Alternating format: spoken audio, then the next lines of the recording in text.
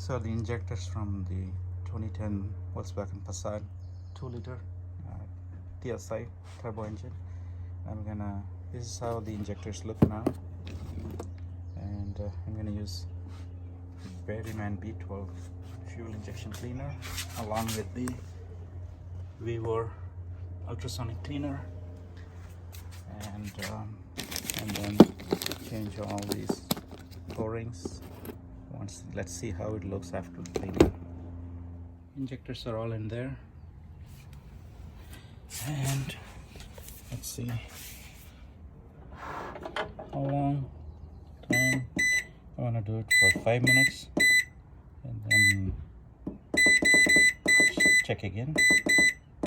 5 minutes, and temperature, no, just the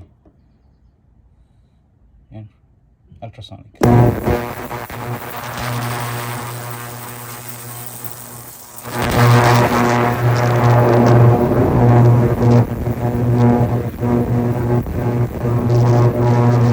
It's complete. Let's take a look at one of the injectors, and it looks brand new. I have to change the O-rings, and I'll remove them and put them back for another round of cleaning. All right, removed all the O-rings and holders, and back for another round of cleaning. Look